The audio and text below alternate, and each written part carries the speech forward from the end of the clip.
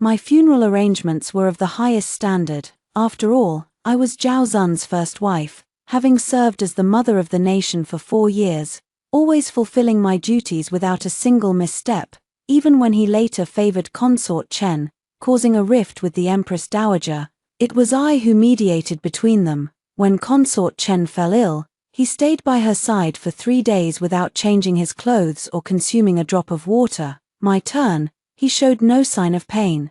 Just held my gradually cooling hand and sat for a long while. If there is a next life, I will still make you my empress. I truly waited for the next life. At that time, Zhao Zun had not yet met the love of his life, so he decided to let the empress select a virtuous noblewoman to be his princess consort. The empress pointed at me. Just as he looked over, her fingertip shifted an inch, choosing another instead. Let's choose the second Miss Li. I had just made eye contact with Zhao Zun when I hurriedly averted my gaze. Seated there was the 18-year-old Prince Wei, Zhao Zun, dressed in luxurious attire, with a face as fair as jade. His expression was one of detached indifference. He had reached the age for marriage discussions, without a sweetheart in mind.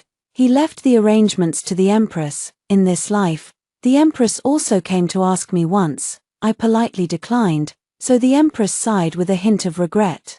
Her fingertips pausing briefly before gently moving to the next name, Li Shuanghua. Let's choose the second Miss Li instead. Li Shuanghua rose happily and knelt down to express her gratitude. Zhao Zun lifted his eyelids slightly, his cool, detached gaze lingering on her for a moment, just like he used to look at me. No admiration, no dissatisfaction, just an expression of barely acceptable. As he accepted the decision, the Empress went through the motions, casually asking, "Does the Prince of Wei have any opinions?" He paused briefly. No, not the words of a beloved, anyone would do. Outside the hall, a light drizzle pattered down. A puddle on the ground reflected a faint, shadowy figure. I slightly lifted the edge of my umbrella and met the gaze of my 15-year-old self in the reflection, feeling as if a lifetime had passed in an instant. Zhao Zun's words were as good as gold. Since he had agreed to marry her, it could not be changed.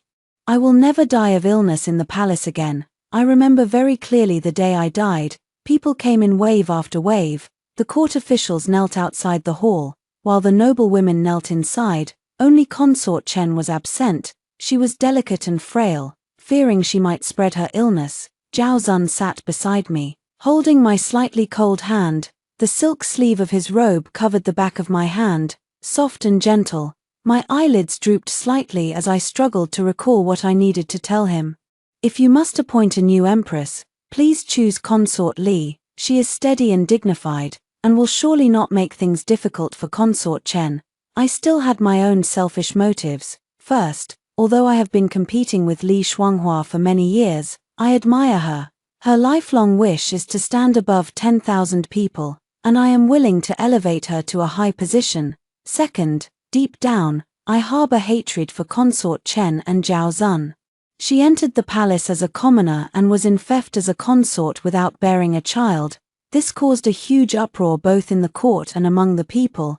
The officials urged him to reconsider, and my father even sent a secret letter directly to me. It was the end of the year, and the affairs of the 6 palaces were overwhelming. I was also heavily pregnant, but bound by duty. I had no choice but to go and persuade Zhao Zun. Outside the hall, a blizzard raged. He only met with me, still showing consideration for the child in my womb. Inside the hall, it was as warm as spring, yet his expression was icy and aloof. With his eyelids slightly lowered, he spoke only 2 sentences to me. Empress, even you are forcing me. You have long resided in the deep palace and do not understand.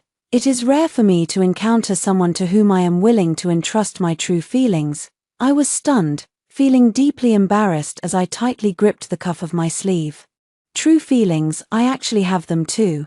I married Zhao Zun just after my 16th birthday. When the red bridal veil was lifted, I met his calm and bright eyes, and a gentle ripple stirred in my heart. Later, I served as Princess Wei for 3 years, and then as Empress for another 3. We treated each other with the utmost respect and courtesy, sharing a harmonious and dignified life. I thought there was at least some affection between us. I was too heartbroken to notice that I had brought in some lingering snow on my steps, and now that the snow had melted, it left a damp chill. When I took my leave, I slipped and fell outside the palace gate, forcing me to rest in bed to protect the pregnancy. This fall made Zhao Zun revoke his decree for the first time. The young girl, unable to secure the title of imperial consort, lost her composure and began to curse, "Empress." I had heard of her virtuous reputation earlier and had hoped to pay her a visit. Little did I expect that, in order to prevent me from becoming an imperial consort, she would even stoop to using her own legitimate son. Such methods are truly contemptible. She should never have touched upon my sore spot. I summoned her despite my illness and ordered her to be slapped 20 times. With a swollen, red face, she ran out of the room in tears. Upon learning of this, Zhao Zun was furious. To support her, he issued an imperial decree, bestowing upon her the title of imperial consort Chen, ensuring I could no longer easily harm her. From then on, imperial consort Chen and I became sworn enemies, but I didn't mean to make things difficult for her. She was the one who spoke disrespectfully first. If I didn't punish her, it would be hard to maintain authority in the future. I explained it to Zhao Zun. After listening, he just smiled casually, with a hint of mockery in his smile. If you want to establish your authority, just announce publicly that the punishment has already been carried out. Why must it be a real fight? My heart suddenly shrank, suddenly realizing, the person before me is not just the emperor, he could also be someone else's support. He could also make things difficult for me, for the sake of others. Later, Consort Chen gained exclusive favor, and all the other consorts had to avoid her influence. I had no choice. I am burdened with heavy worries. Often thinking of the deposed queen who lost favor. Zhao Zun is no puppet. He holds supreme authority, with the power to decide life and death. When I made things difficult for Consort Chen, he reprimanded me. If I ever stand in her way in the future, I dare not imagine my fate. I have developed a heart ailment. Sinking deeper into despondency day by day, when I was 7 months pregnant, Consort Chen offended me once again. Holding her beloved dog in her arms, she said out of the blue, "Your Highness, the same trick can only be used once." I frowned, ordered her to be taken away, and refused to see her, but it was already too late. The dog suddenly went mad, barking wildly and lunging at me. Someone stepped in front of me, but I was still startled and fell to the ground. By the time Zhao Zun arrived, Consort Li had already ordered her to be taken away. Consort Chen was crying, her tears falling like rain. And a section of her fair wrist was bruised purple and blue. She sobbed, "I don't know what happened." The moment the Empress saw me, she collapsed backward and had my dog beaten to death. Zhao Zun helped her up and came to find me with a face full of anger, thinking I had used the child to frame her again. When he arrived, he only saw the palace maids carrying out basins of bloody water. I had gone into premature labor. The child lived only half a day, without even a name. I was unconscious for 3 days. Zhao Zun stayed by my side for 2 days. At the brink of death, I heard him whispering in my ear, "It was my fault. I misjudged her. As long as you wake up, she will be at your disposal." I managed to pull through after all. After waking up, I dismissed the attendants and went to find Consort Chen with a knife in hand. The weather in April was no longer cold, yet I was shivering all over, trembling so much I couldn't even hold the knife handle. The guards didn't dare to stop me. Imperial Concubine Chen fell to the ground, her crown knocked off, her face filled with terror. Just a few stabs, I think. She could pay with her life for my child. This stab never went through. An arrow from afar pierced through my hand. The bow was in Zhao Zun's hands. Upon seeing him, Consort Chen stood up and kicked me in the knee. She threw herself into his arms, filled with the grievance of having narrowly escaped death. Zhao Zun pushed her away and picked me up. "Yinzhu, I know the pain in your heart, but she does not deserve death." I had no strength left. Like a rootless duckweed, I drifted lightly into his embrace. Tears flowed like a breached river, surging down my cheeks. Consort Chen has been placed under house arrest and is forbidden to leave without an imperial decree. It was Zhao Zun who was protecting her. My arsenic couldn't be delivered either. I knew I wouldn't live much longer, so I made arrangements for my affairs. Everything that needed to be said had already been said. To Zhao Zun, there was only one thing left: appoint Consort Li as the new empress. After hearing this, he agreed, gently brushing aside the stray hair clinging to my cheek with his fingertips, a fleeting look of confusion and heartache passing through his eyes. He looked at me quietly, not speaking for a long time. What about me? Not a single word left for me. His voice actually sounded a bit hoarse. What do I have to say to him? He possesses the wealth of the world, with his beloved by his side. I want to say I hate him, but I cannot. I am going to die, but those who live must continue to honor him as their ruler. I curved my lips, my face pale, and whispered softly, "Then I wish your majesty a prosperous nation and eternal peace." My hand was suddenly gripped tightly. Zhao Zun lowered his head, his forehead pressed against mine, his movements trembling slightly. "If there is a next life, I will still make you my empress." A drop of scalding tears fell on my forehead. My thoughts were already hazy. I thought in a daze, if there really is a next life, I don't want to be his empress anymore. I died in his arms. He held my cold hand, but it never warmed up. The rain that day was just like it is now. It drifted and swayed, dampening my cheeks. I wiped the water from my face and sighed softly. The empress was sending her attendant to escort me out of the palace. I waited for a long time, then turned back to look.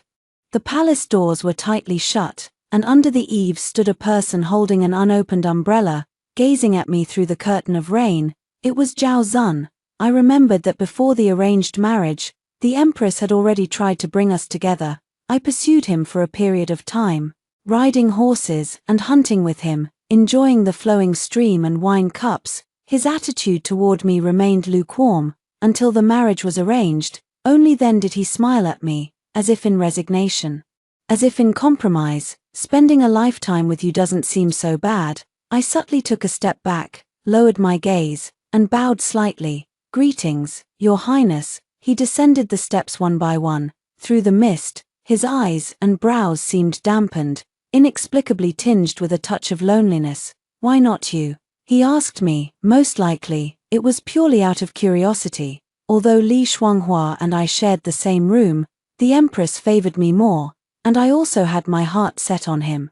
I was taken aback. The people around us had all been dismissed, unable to wait for my response. He lowered his head to look at me. In his youth, Zhao Zun had always been reserved and indifferent toward others. As if finding it difficult to speak, he hesitated and asked again, "Why not you?" "Clearly, Mother chose you first." I couldn't answer. I couldn't tell him how he mistreated me in my past life, breaking my heart, nor could I say that my hatred remains. And I not only don't want to marry him but also wish for his death. I pursed my lips. "Because Your Highness does not like me. Spending the rest of my life with someone I do not love would be too dull and painful." He had said those words too. He said that Consort Chen was special, the love of his heart. So I stepped back again and again, just to maintain the surface peace. I even personally went to persuade the Empress Dowager.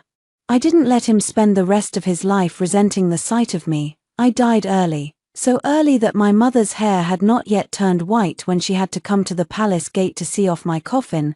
The official histories praise my virtue and strongly condemn the imperial consort, but I think about it.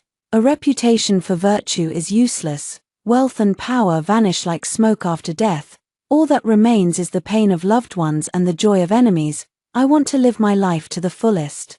Zhao Zun fell silent for a moment, his grip on the umbrella handle tightening, his knuckles turning slightly white. "What if I say?" Large raindrops fell, hitting the edge of the umbrella. "Your Highness," I softly interrupted him, "the rain is getting heavier. If I don't leave now, the road will become difficult to travel." Behind him, the palace doors opened, and the nanny timely emerged with an umbrella, smiling as she approached. "Your Highness, Her Ladyship and Miss Li are both waiting for you inside." She then turned to look at me and, seeing that I had an umbrella, handed me a handkerchief, reminding me to be mindful of the rain that had splashed onto my clothes. I thanked him and took it. Zhao Zun's words were interrupted, and he didn't say anything more.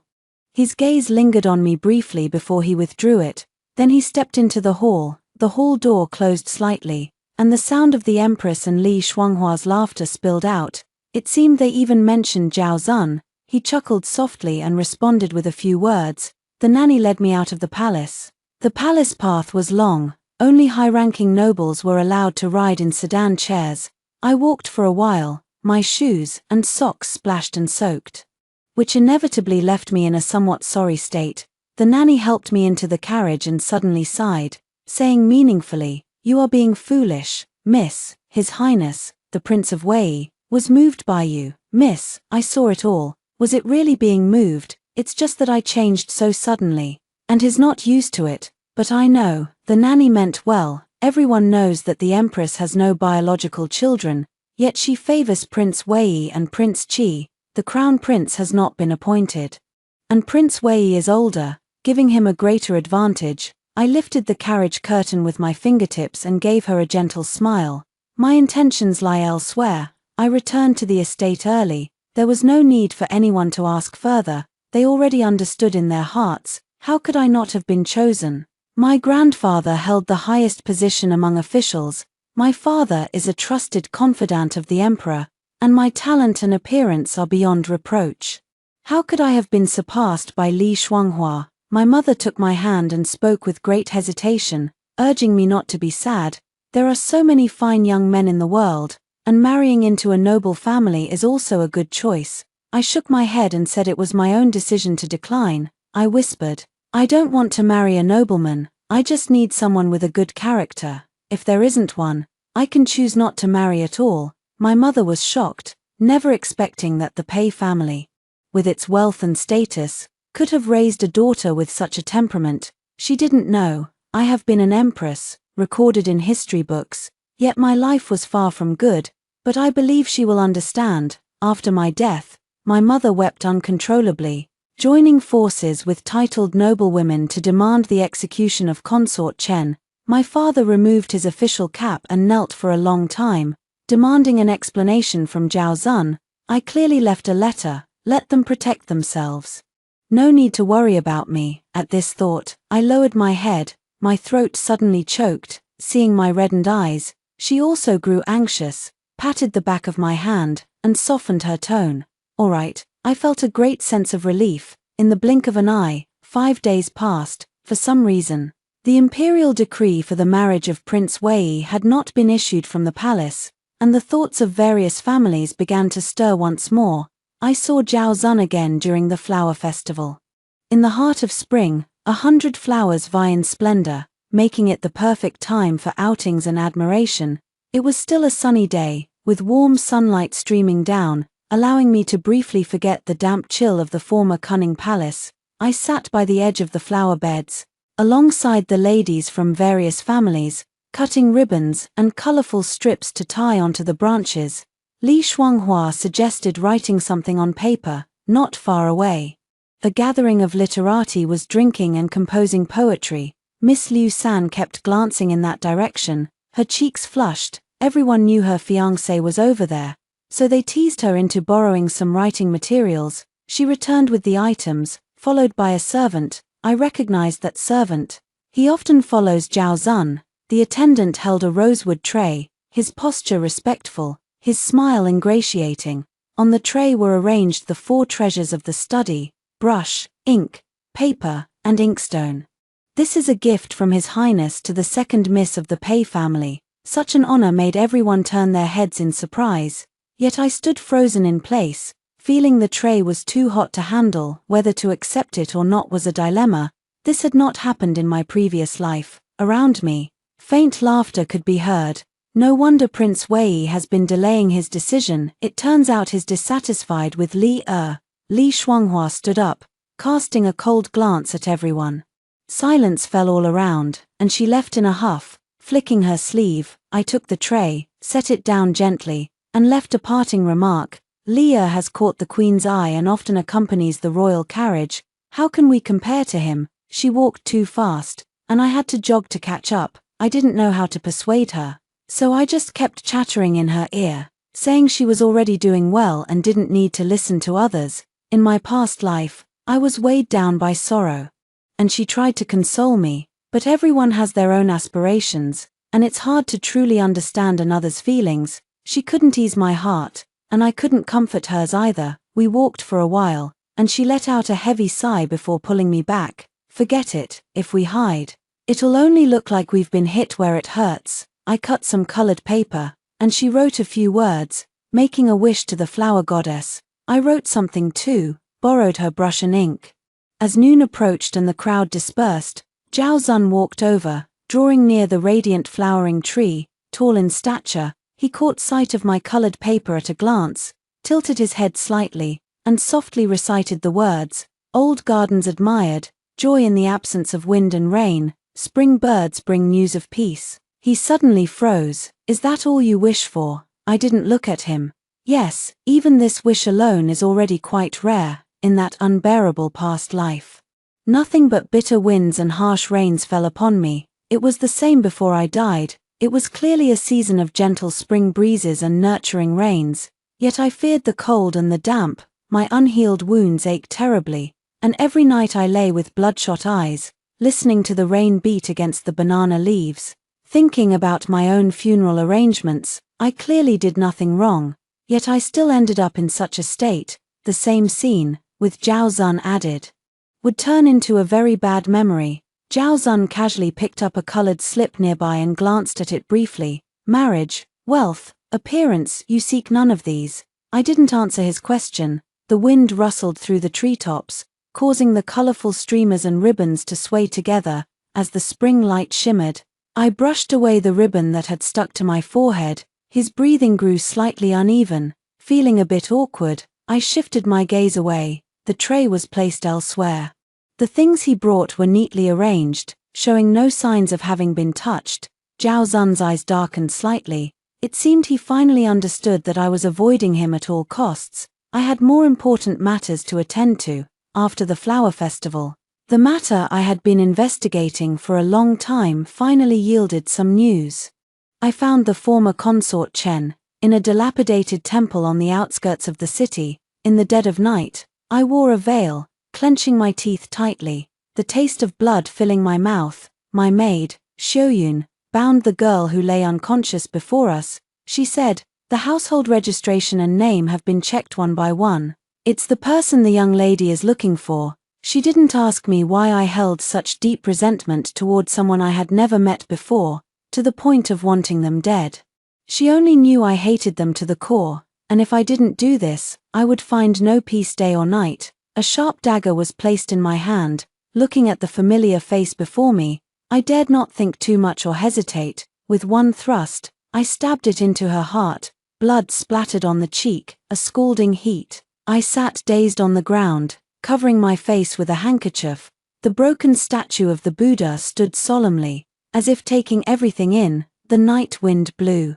Flying red petals scatter in disarray, turning into spring mud. I think of that child who only made a fleeting appearance in this world. She had no name.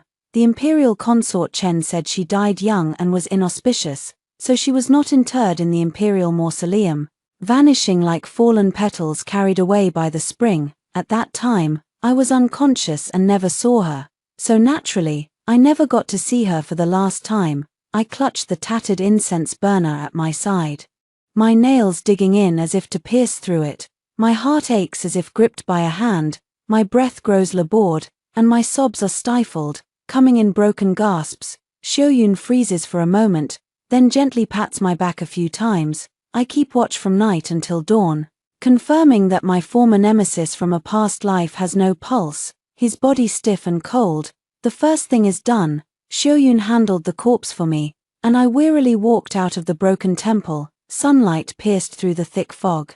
Slanting down, I saw it clearly too. There was a person standing in the mist. The figure was slender and tall, like a pine or cypress, dressed plainly, so it was not conspicuous. I recognized him.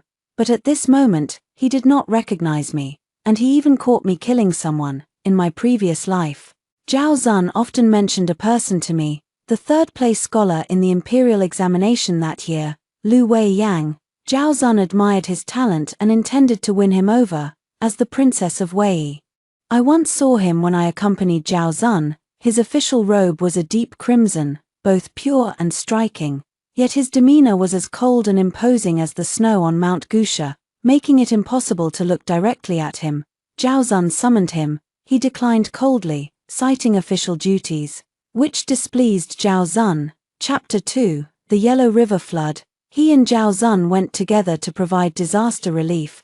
Zhao Zun went to win the hearts of the people. I sold my jewelry and ornaments, dressed in plain clothes without any hairpins or rings, and stood by the roadside distributing porridge.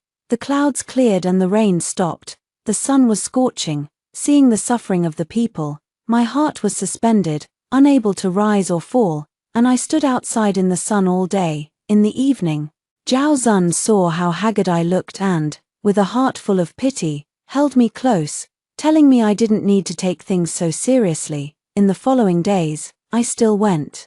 Lu Weiyang was there too. No one had expected that the official from the capital, as pure and noble as jade, with a demeanor fit for sitting high in the hall, would instead be standing in the mud, personally setting up water gauges and building embankments to control the water, completely unconcerned about the dirt staining the hem of his clothes. I also admired him. Watching him for a long time, he seemed to be burned by the gaze, his back stiff, not daring to turn around. Later, Zhao Zun tried to win him over again, only to learn that he had already sided with Prince Qi. Prince Qi was benevolent and kind, yet he was Zhao Zun's greatest political rival. The last time, the Prince of Qi was defeated and killed, Zhao Zun ascended the throne, and Lu Weiyang also became a prisoner. I went to the imperial prison to persuade him on behalf of Zhao Zun. Zhao Zun valued talent. If he was willing to abandon his old master and follow Zhao Zun, it would become a beautiful story. And high positions and generous salaries would naturally follow.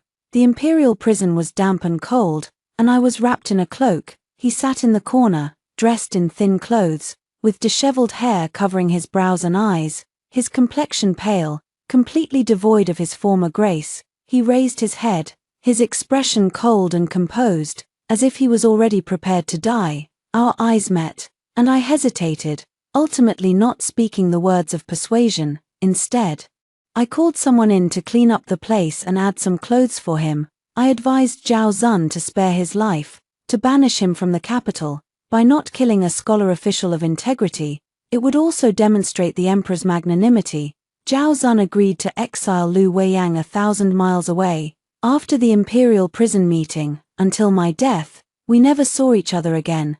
The visitor slowly approached. I just noticed he was carrying a book basket, looking travel-worn and weary, with his eyelashes and brows as if touched by a mist, making his eyes appear somewhat moist. His features were not as sharp as in the previous life, but rather soft and youthful. I knew Lu Weiyang came from a humble background. I never expected that a dilapidated temple, a scholar, and a journey to take the imperial exams, everything was just as described in the storybooks. In the storybooks, the young lady would give the poor scholar silver coins, and then offer herself in marriage. What about me?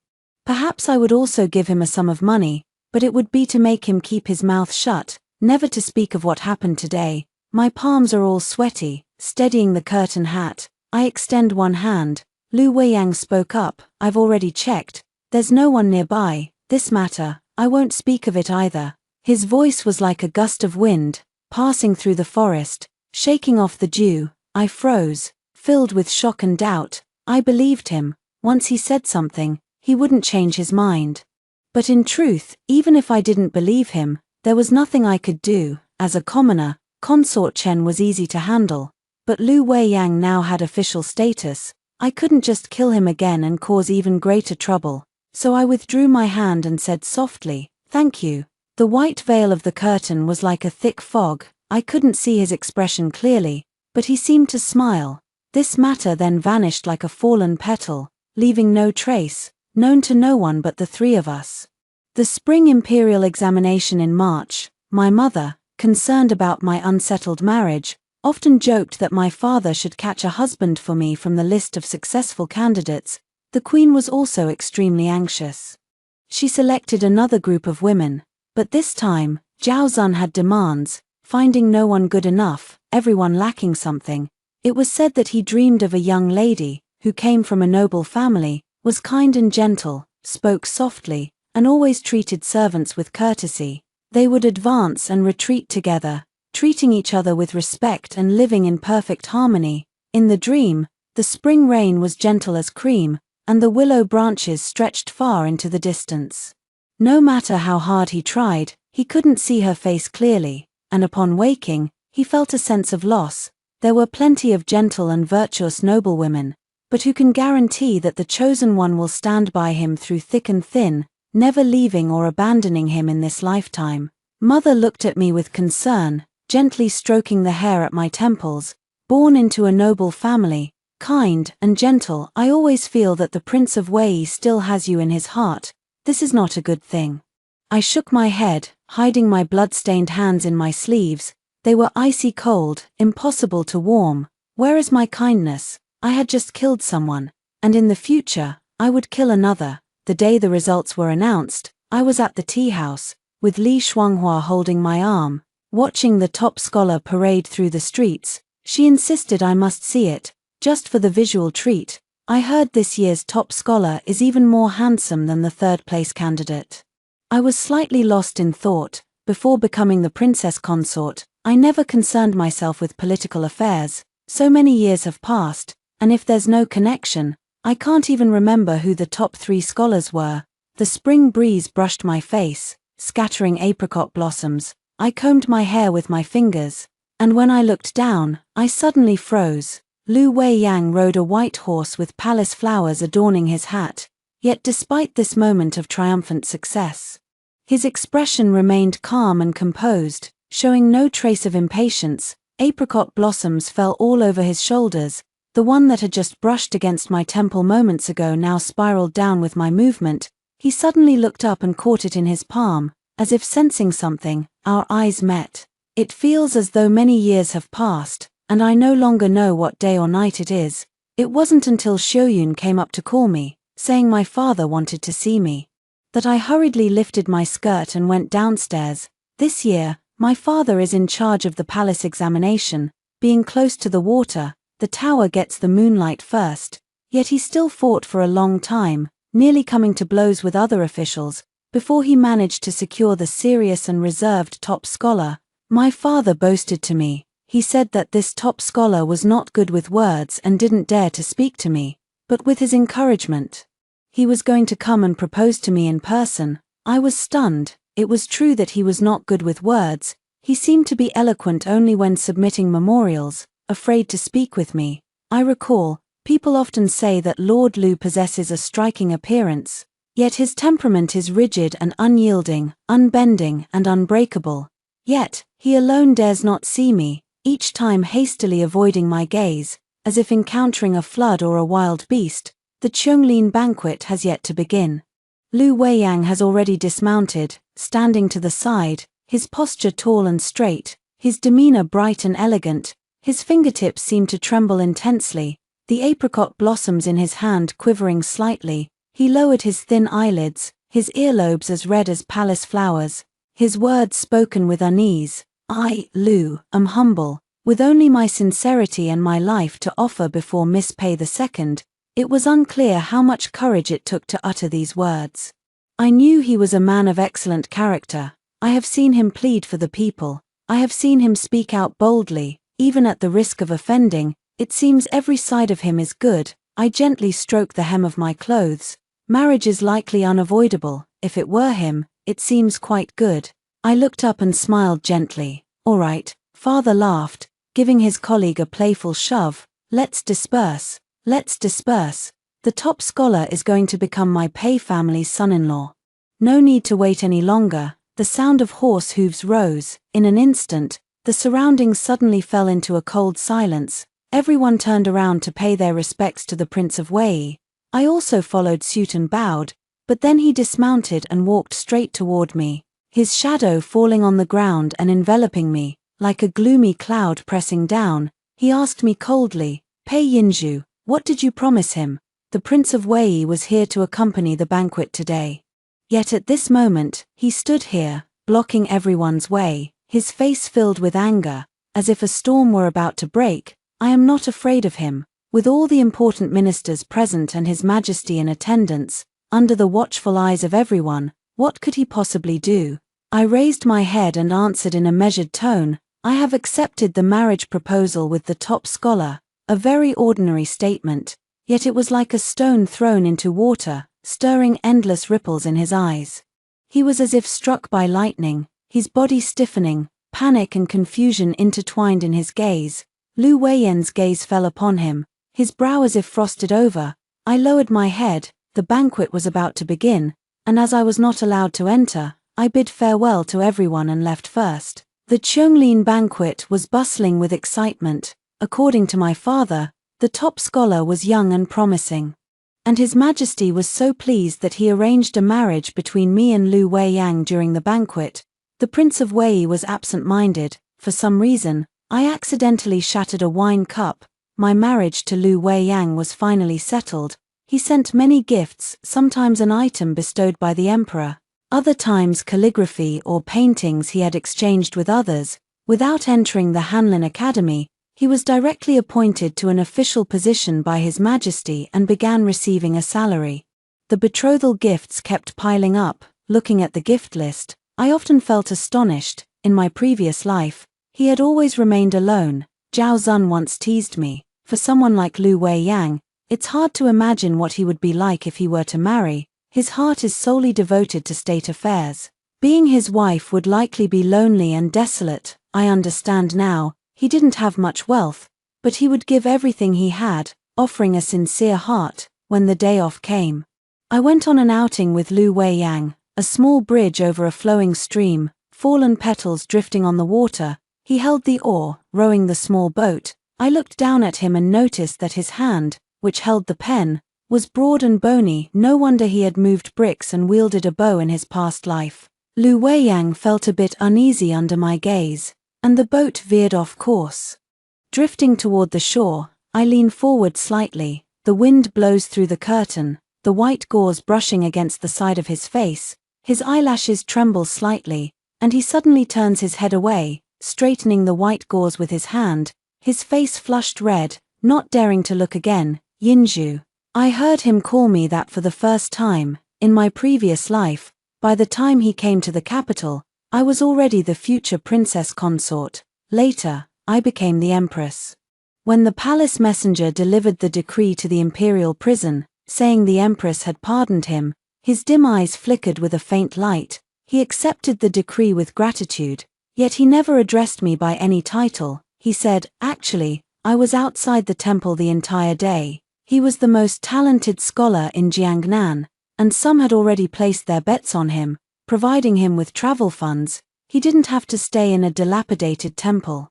He just happened to pass by while traveling and coincidentally witnessed me killing someone. Lord Lu is an upright man, but that one time, his only response was to stand guard outside and cover for me. Outside the temple, the wind howled mournfully. I was crying, and he was sighing. He said, "The debt hasn't been fully repaid yet, has it?" Feeling wronged again, I clenched the white veil and muttered, "Yes, no need to say it." He was also reborn. He said he didn't dare to propose, knowing he wasn't worthy, but having seen it in his previous life, he realized that even the most noble ruler of the world couldn't make me happy, and he was unworthy of me. Reborn once more, he became the top scholar and won my father's admiration, so he dared to speak up. He lowered his head, his shadow swaying on the lake's surface, the ripples shimmering. May the guiding pearl bestow its favor. The boat drifted and swayed for half an hour before finally reaching the shore. I placed my hand in Lu Weiyan's palm, holding up the hem of my skirt as I stepped off the boat. I happened to encounter the procession of the Prince of Wei. He has been guarding this place all along, staring at our clasped hands. His expression was dark and sinister. Zhao Zun said he remembered everything. He remembered how I had stayed by his side, not only gradually building up his prestige step by step, but also being with him on the day of the palace coup, sharing life and death. He advanced step by step. "Yinju, why are you standing by someone else's side again?" His hair was not properly styled today, and he had galloped here on horseback, making it even more disheveled, which gave him an increasingly sinister appearance.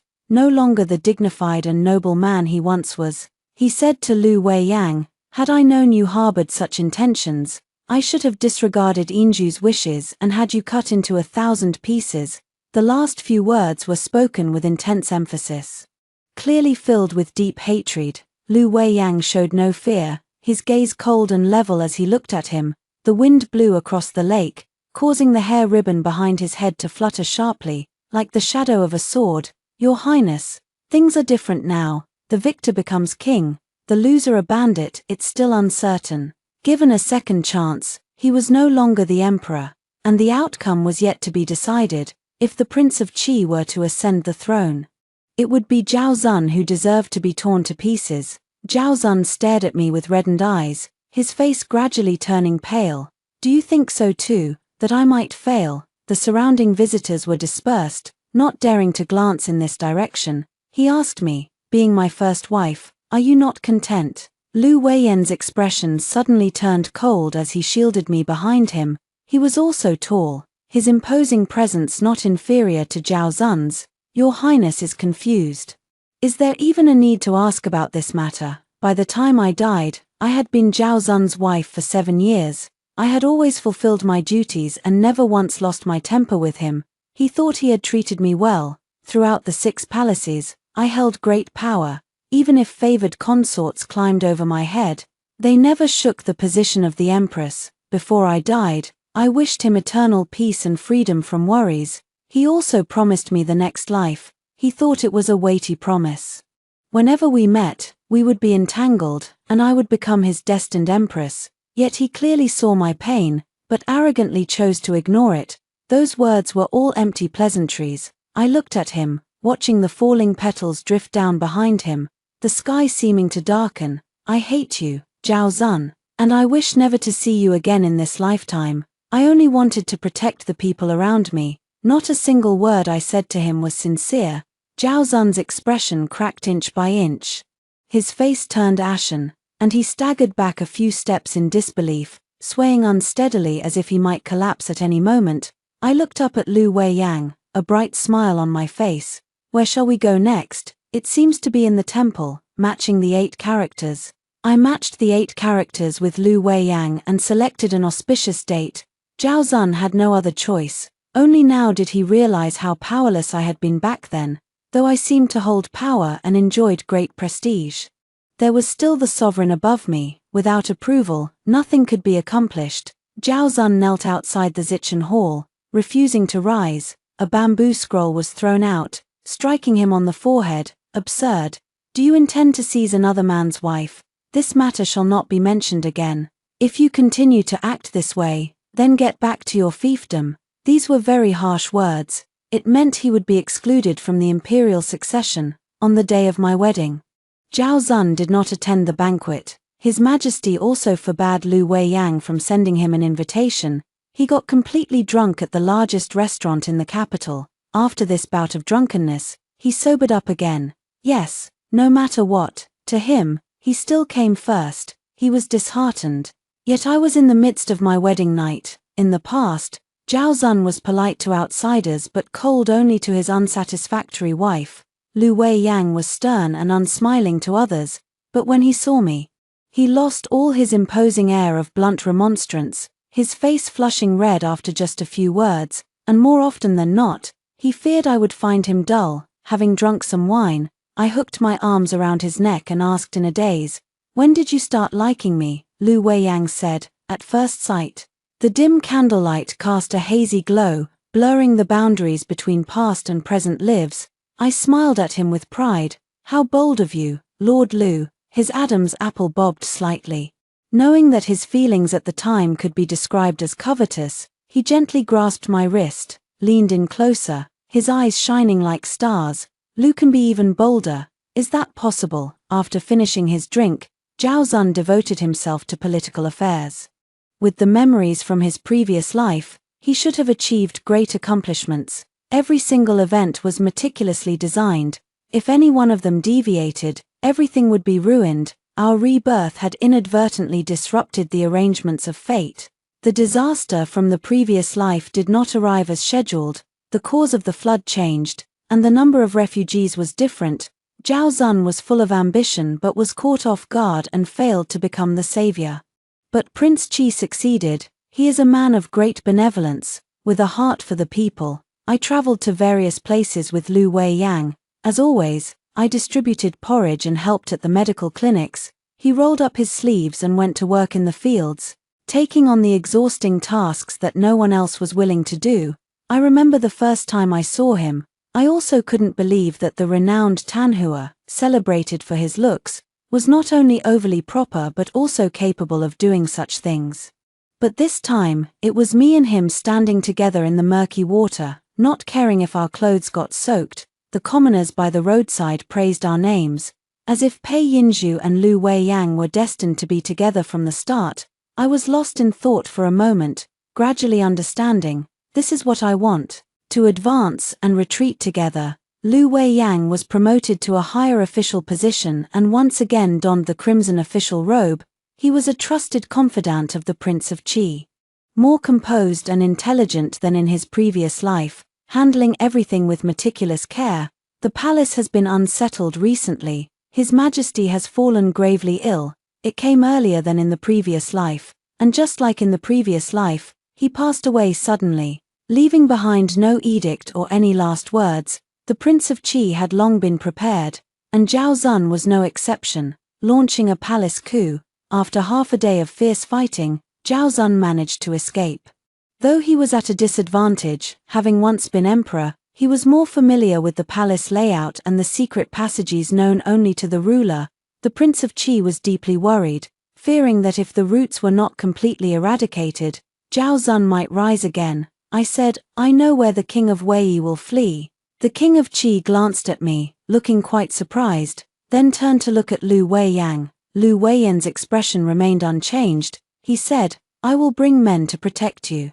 I found Zhao Zun. It had been a long time since we last met, and he too was anxious and overthinking, his face haggard, his silver armor was stained with blood, as if he had reached the end of the road. His personal guards were dead, but there were still people outside the palace to support him. If he could protect himself, there was still a chance. My eyes softened. Zhao Zun, I can take you away. A simple sentence. The moonlight is just right, illuminating the tips of my hair and the hem of my skirt, just as it did when I stood by his side all those years ago. I said, I don't want you to die. He looked up in disarray, yet there were tears in his eyes, joyful and astonished, as if deeply moved. He used to give me hope in the same way. He said, Consort Chen is at my disposal. Yet, he shot an arrow into my hand, severing my last chance to resist. I wanted to cry, and I wanted to laugh, but in his eyes, it seemed I still loved him.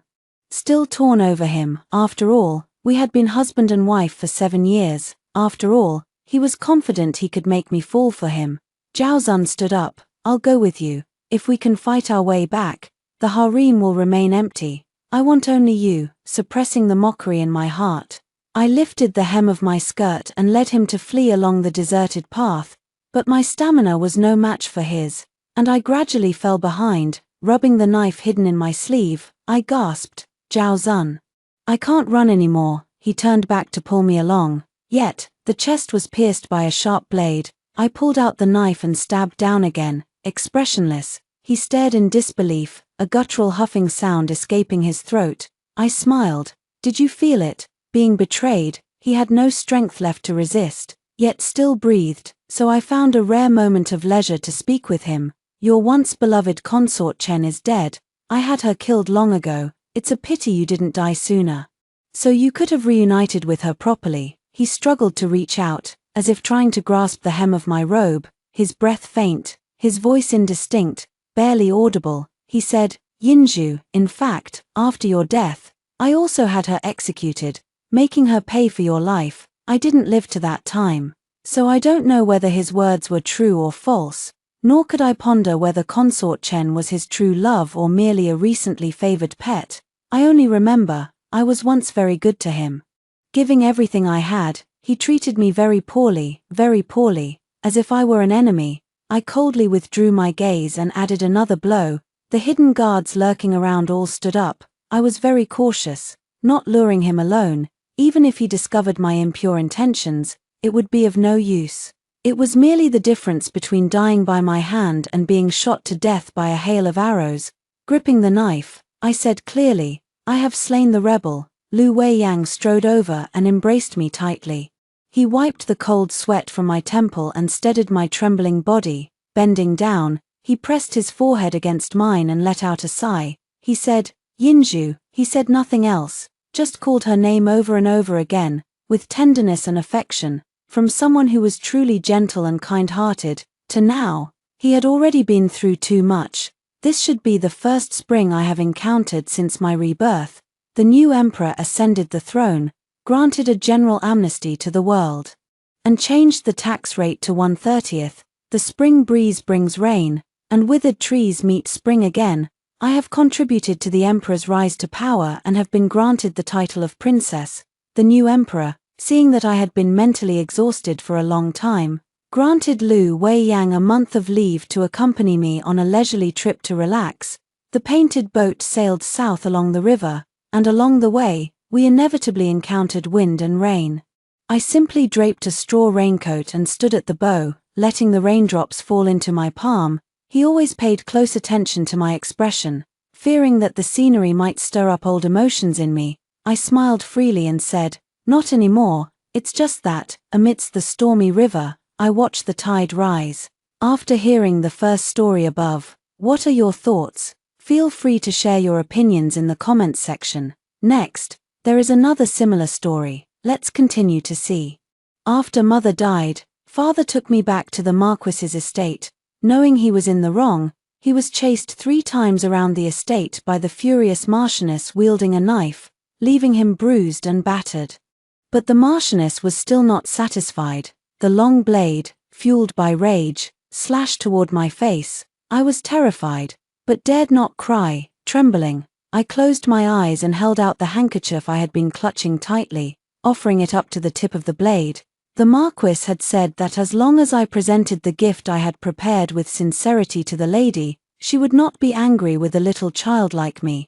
But it seems the Marquis was mistaken, because the Marchioness saw my handkerchief.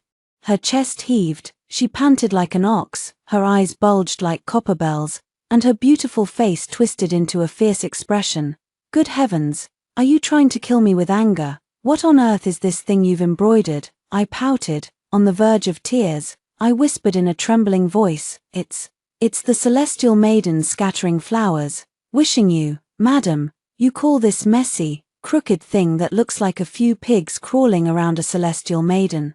The Marquise gritted her teeth and cut me off. I was too intimidated by her shouting to speak. Only then did I realize she had insulted my heartfelt intentions.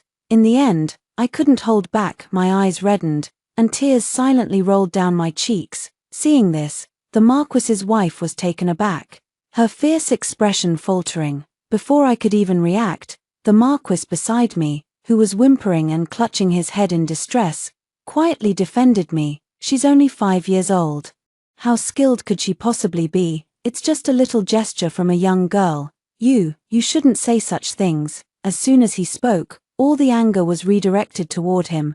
The Marchioness stepped forward and grabbed both of his ears. "You feel sorry for her just because I raised my voice, don't you, Zhao Tianfang?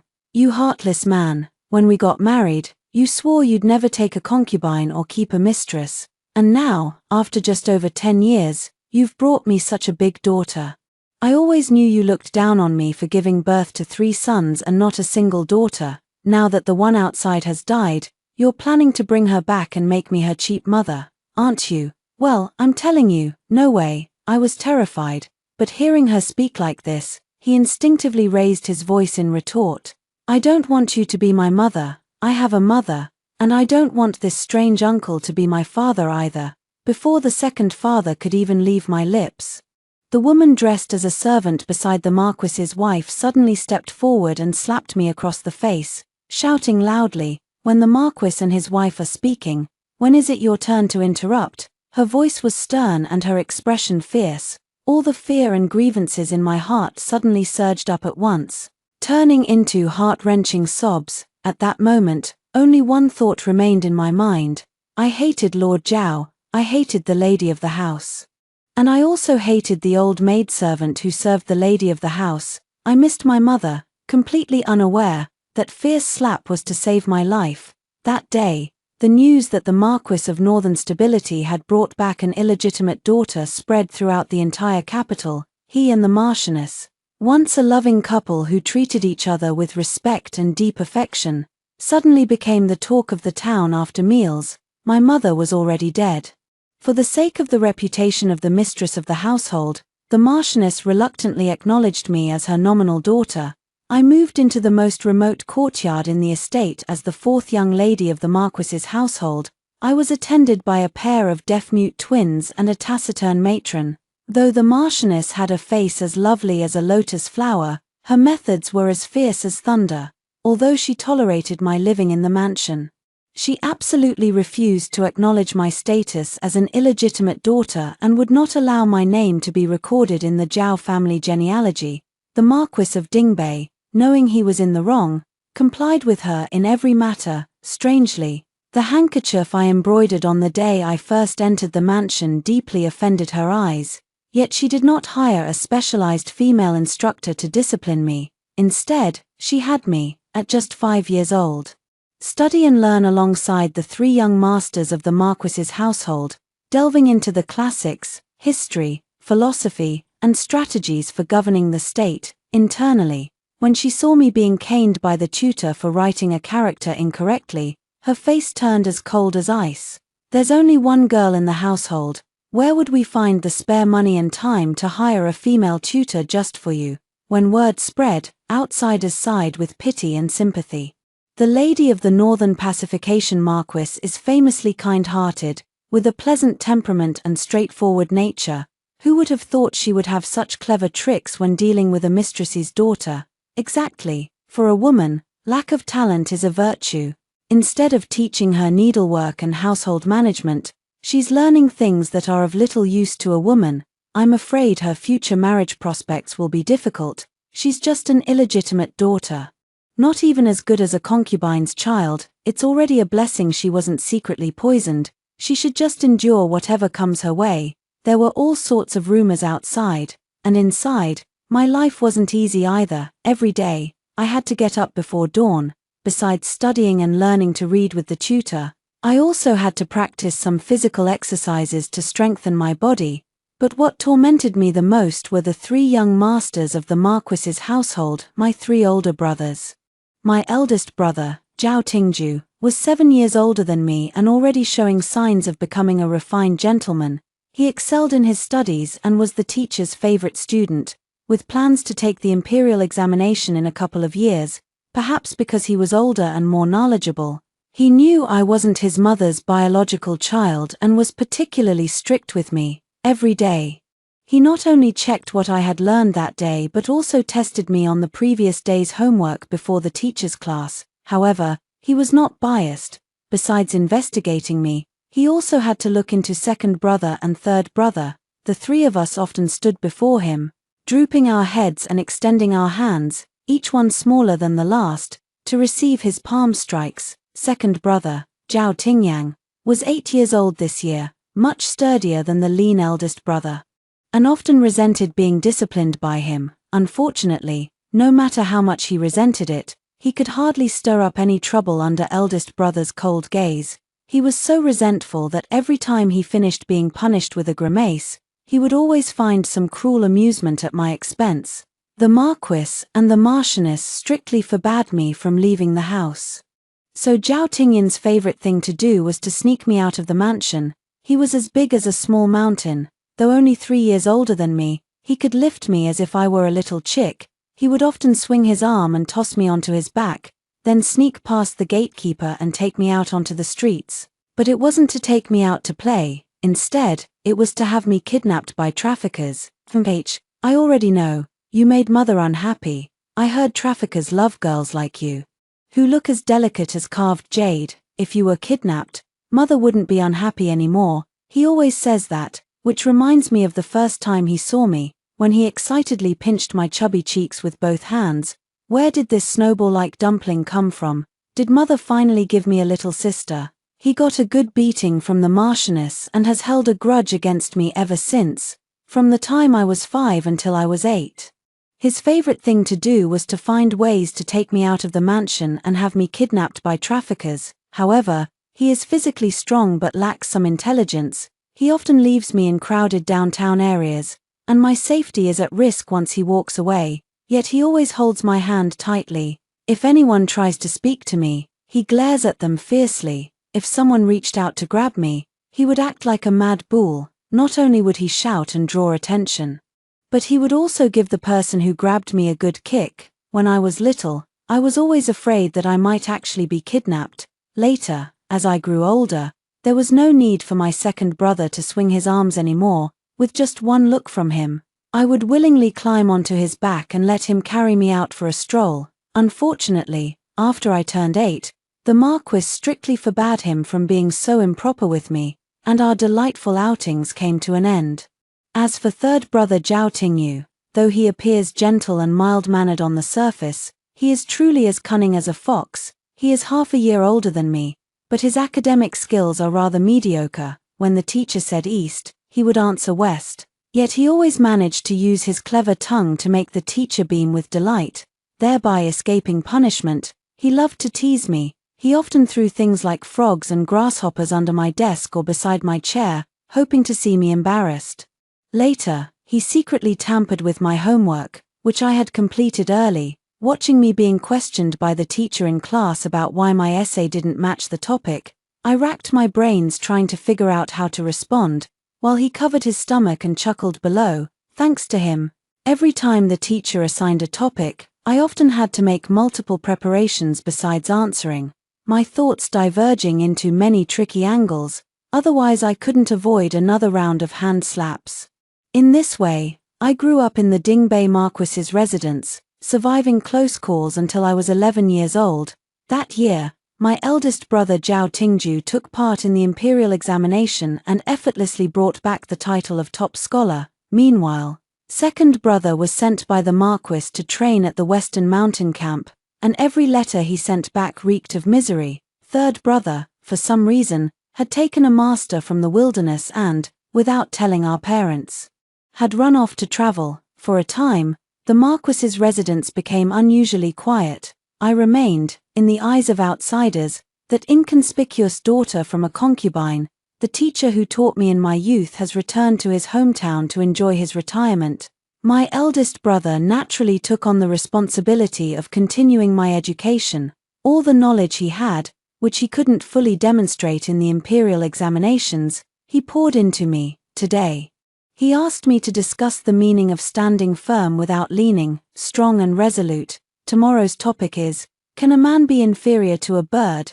The Book of Songs says, majestic was King Wen. With his personal guidance, I feel that if I were to take the exam myself, I might even be able to win the top scholar title. After my eldest brother passed the imperial examination, the entire Marquis's residence was decorated with lanterns and banners, and a grand 3-day banquet was held. Over the years, there have been many banquets in the residence, but I have never attended any of them. I have never met the noble people in the capital. However, no one questions why the Marchioness does not let me appear in public. After all, the fact that I am still alive is already considered an act of mercy on her part. Who would bring up an unwelcome illegitimate daughter on a joyous occasion? So when I bumped into that girl in pink at the entrance of my courtyard, I was extremely surprised.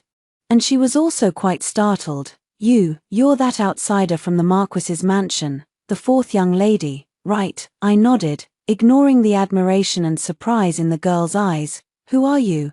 And why are you here? This place is so remote, even if someone got lost, they wouldn't end up here. The woman seemed lost in thought, but upon hearing my words, she snapped back to reality and suddenly gave me a flattering smile. Then she dismissed the maids, took 2 steps forward, and warmly grasped my hand. Sister, your beauty is truly one in a million. I thought I was seeing a goddess descend to earth. A vague memory surfaced in my mind, the celestial maiden descending to earth that I had embroidered for the Marquis's wife back then. It had been years since I last touched a needle and thread.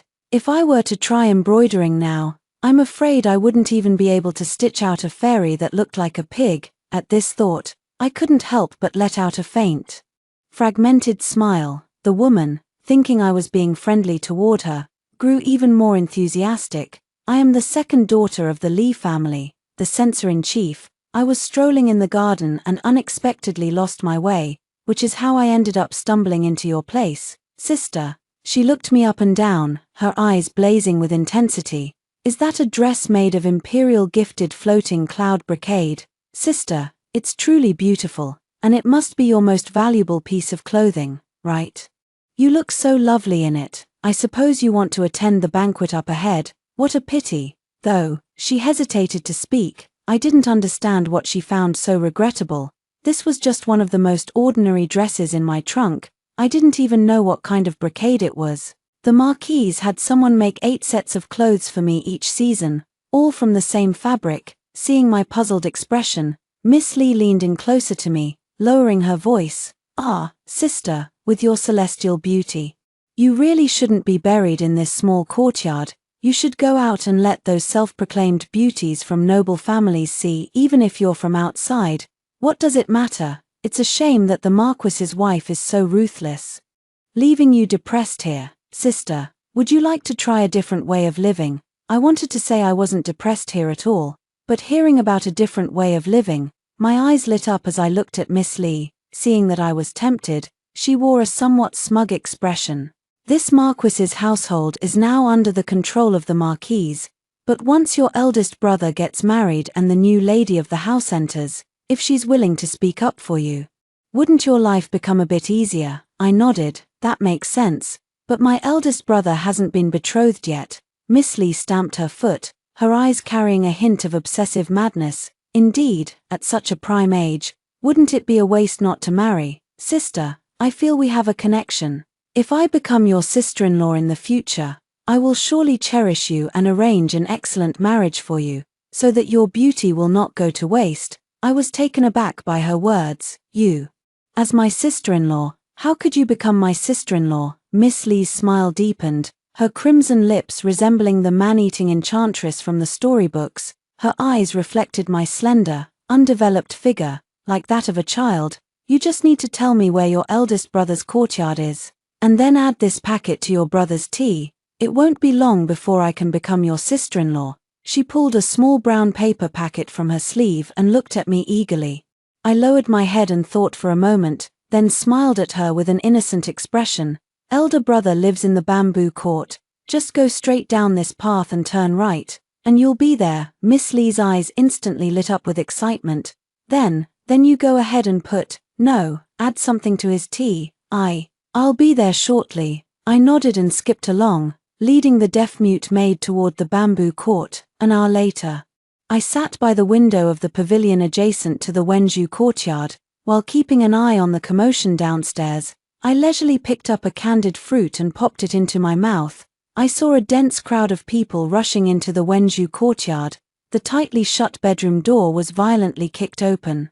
Then came screams and curses. Quite a lively scene. The second daughter of the Lee family appeared at the bedroom door in disheveled clothes, her face flushed with an unnatural excitement.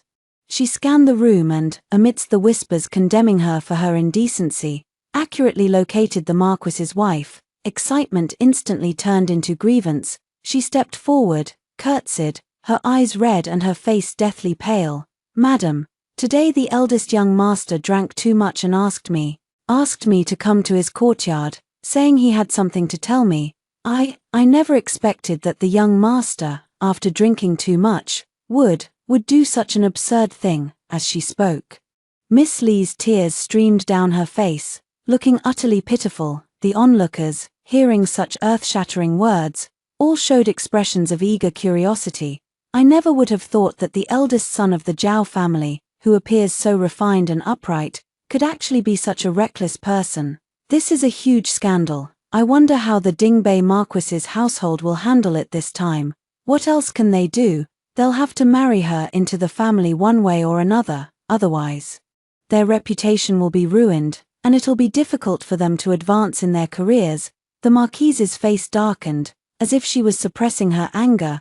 "Are you saying it was my son Zhao Tingju who invited you to his courtyard?"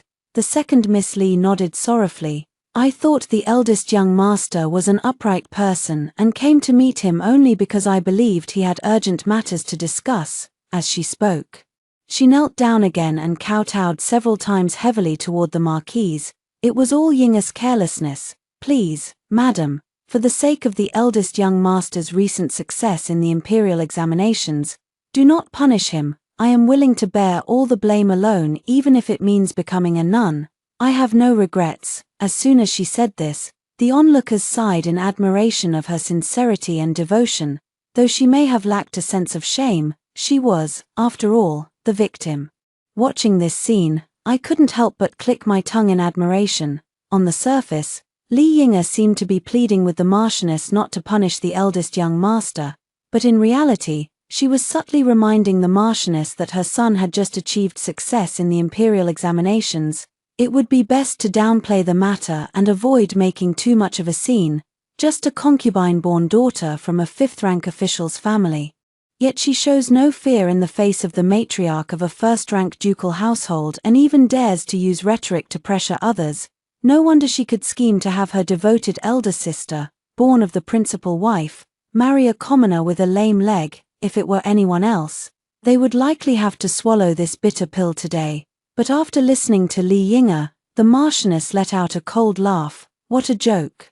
The bamboo study has always been the guest quarters of the Marquis's residence. Since when did it become my son's residence? As she spoke, she cast a disdainful glance at Li Yinga, then turned her gaze to the servants standing quietly nearby. Go. I want to see who dares to impersonate my son and engage in such scandalous behavior in my own home today. When she declared that the bamboo study was not Zhao Tingzhou's residence, Li Yinga's face instantly turned as pale as paper. And when the servant dragged out a drunken man with an ugly appearance and a frivolous expression, she suddenly stood up, her finger trembling as she pointed at the man. Who are you? In her agitated state, her voice cracked with a sharp, piercing tone. Oh my, isn't that the only son of the Earl of Cheng'an? He married early and still took 7 or 8 concubines, yet he's never satisfied, spending all his time in brothels and pleasure houses. Could it be that Miss Li has done something improper with him? But why is Miss Li so adamant that it was young Master Zhao?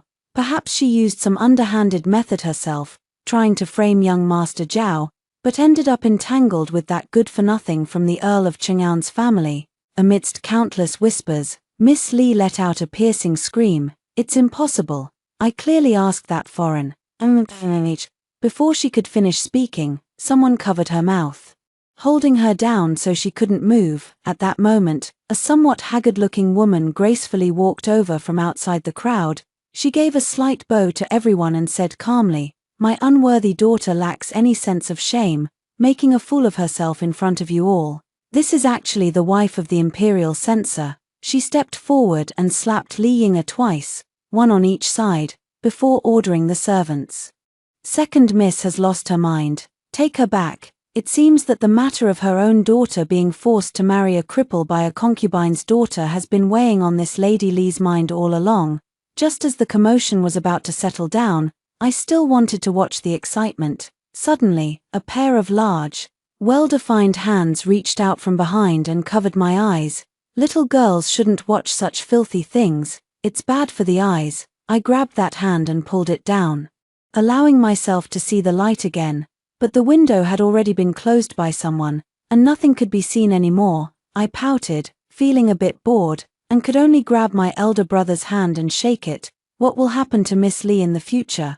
My eldest brother's expression turned somewhat cold. Either become someone's concubine, die of illness at the estate, or become a nun. Whichever path she took, it would surely be painful for her. I curled my lips in satisfaction. But when I looked up, I saw my eldest brother frowning at me. "Since you know she has impure intentions, why not keep your distance from her? Why bother engaging with her?" Of course, I wanted to make her suffer a bit. From the moment she introduced herself, I knew she was not a good person, fearing I might be deceived. The Marchioness often sends her maids to tell me about the private scandals of various families in the capital. So, even though I rarely leave the house, I am well versed in the affairs of every household. I merely ordered someone to block the light in the Wenzhou courtyard. Then, through a roundabout way, I had the notorious heir of the Cheng'an Marquis sent into the room. This man's figure and outline somewhat resemble my brother's. but their characters and morals are worlds apart. As long as Miss Lee had even a moment of clarity and did not push open that door, she would not have ended up in such a state. A person who could harm her own sister now has her sights set on our eldest brother. If we don't make her suffer a lesson so thoroughly that she can never recover, who knows what absurd things she might do in the future. I stared wide-eyed at my eldest brother. When facing an opponent, you must strike with a single, decisive blow. Isn't that what you taught me, brother? The elder brother's handsome brows furrowed into a small hill. He hesitated for a long while, then finally reached out and tapped the top of my head helplessly. Songha, there are some things that are not appropriate for you to do at your current age. Why it was inappropriate, he didn't say. After the spring imperial examination, my eldest brother first gained experience in the Ministry of Personnel for a year, and then requested to be assigned to a provincial post for 2 years. During the 2 years he was away from home, I felt the most free and at ease. Whenever my second brother had a day off, he still enjoyed taking me out to play, just like when we were children. As he grew older, his stature became increasingly robust, making him look like a small mountain. Fortunately, his face remains handsome, making him the dream lover of many young ladies in the capital. His personality is no longer as reckless as it was in childhood. In fact, he is even overly cautious when dealing with me. My mother-in-law dislikes me going out, believing it best for me not to step even half a foot outside the mansion. So, my second brother often sneaks me out, but he wouldn't allow me to wear beautiful clothes when going out, always making me change into ordinary, even somewhat ugly outfits. As I grew older, he even prepared several veiled hats for me, insisting I wear one every time I went out.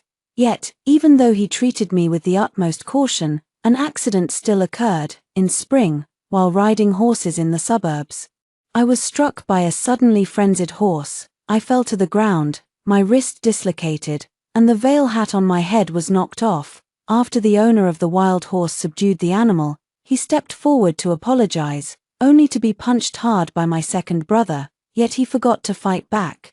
He was staring at my face, completely mesmerized. The seeds of disaster were thus sown. The horse's owner is Li Yu, the son of the Prince of Wei, and the grandson of the current emperor. The true scion of nobility, a descendant of dragons and imperial lineage. The next day, Li Yu arrived with a cart full of gifts to apologize. He spoke with an apology, yet his expression could not conceal his arrogance, repeatedly stating the desire to meet me in person to express apologies. The Marquis and his wife negotiated with him for a long time, but seeing that they were unyielding, the man's eyes narrowed, and his true intentions were revealed. After catching a fleeting glimpse of the fourth young lady yesterday, I have been unable to eat or sleep in peace. Such a celestial beauty, startled by my horse, it must be a fate bestowed by heaven. I have the intention to ask for the fourth young lady's hand as my concubine. What does the Marquis and his lady think of this? The Marquise refused Li Yu's request on the grounds that I had not yet reached the age of capping. This person, however, refused to give up. Fourth Miss will be coming of age soon. It's only a few days away. I can wait. My daughter is still young, and I have no intention of letting her marry so early. The heir is a dragon among men, and she is not worthy of him. I hope the heir will be understanding. The words of the Marchioness were a clear and outright refusal. Yet Li Yu was not angered. He only smiled with a dark and sinister expression. What I, the heir, desire, I have never failed to obtain. She's just a daughter born to a concubine. Being my consort is already an honor. Since you refuse the toast, you'll have to drink the penalty. Don't blame me for turning my back on you. There will come a day when you beg me to take your daughter. When the servant summoned me to the ancestral hall, I had already learned everything that had happened in the front hall. The Marquis and his wife stood at the head of the ancestral hall, their faces equally grim. My second brother stood rigidly before them, his back stiff. Seeing that I had arrived, the Marchioness sternly shouted, "Kneel down." I instinctively bent my knees and knelt, but before my knees even touched the ground, the Marchioness roared at me, "Get up, you are not allowed to kneel." The second brother knelt straight down, his expression filled with remorse. The Marquis's wife pointed at him. "Do you know your mistake?" "I know my mistake. Mother, where did you go wrong?" Wrong in not gouging that bastard's eyes out right then and there. Slap! A sharp crack of the whip echoed. A crimson welt immediately appeared on second brother's back. How dare you? Li Yu is of imperial lineage. Do you not want to live, or do you wish to implicate the hundreds of people in this household? Besides, what is the mistake? Sweat the size of beans rolled down second brother's forehead. But he gritted his teeth and did not cry out in pain. The mistake lies in failing to protect my sister, allowing her to fall prey to the covetous eyes of villains. What should be done then? I will accept whatever punishment mother deems fit. The Marchioness's eyes reddened at the corners as she raised her whip and pointed it at him. Good, you still have some of the spirit of a son of the Zhao family. I sentence you to 10 lashes. Do you accept this punishment? My son accepts. I listened with bated breath. After 10 lashes, second brother would likely be beaten to a bloody pulp. Without thinking too much, I hurried forward to shield second brother. It's all Songha's fault. I shouldn't have pestered second brother to take me out. If I hadn't been so willful, I wouldn't have brought trouble to the family. Please, madam, don't punish my brother, punish me instead. Lady Hu, this is not your fault. Step aside. I shook my head. Even if it's not my fault for being too playful, it's my appearance that caught the eye of Prince Li. Lady Hu's tone was unexpectedly calm. A woman's appearance, whether beautiful or plain, is a gift from her parents at birth. If it attracts the covetous gaze of others, that is the fault of the covetous, not yours. But as your elder brother, I failed to protect you, allowing you to suffer this unwarranted calamity. I deserve to be punished. Step aside. Second brother still received 10 lashes. Madam struck with great force, leaving his entire back a bloody mess. My heart ached with both sorrow and guilt. I hadn't cried in 10 years, but at this moment, my eyes turned red. Second brother was in so much pain that he lay on the bed, not daring to move. Hearing my sobs, he panicked and raised his hand to wipe away my tears. Don't cry, my little ancestor. Mother's punishment was already light, if father had been the one to do it. I'm afraid I would have lost half my life. It was my fault to begin with, so why are you shedding golden tears over it? I want to say it's not his fault. The lady is right. The one who covets is despicable. What does it have to do with him? If Li Yu ever falls into my hands one day, I will repay him 1,000-fold for the suffering my second brother endured today. He is determined to deal with the Marquis's household. Since that day, the Marquis's household has been plagued by one storm after another. First, they were accused of their servants injuring people outside. Then, disputes arose over their landholdings. But the most serious of all was the emperor, at his advanced age, suddenly deciding to reopen the investigation into the former crown prince's rebellion case. It involved the Marquis of Dingbei. The current emperor has 4 sons. The eldest prince was the former crown prince who was executed for treason. It is said that the former crown prince was exceptionally talented and strikingly handsome, and was the emperor's most beloved child. After the rebellion incident came to light, the former crown prince and his wife and children committed suicide out of guilt.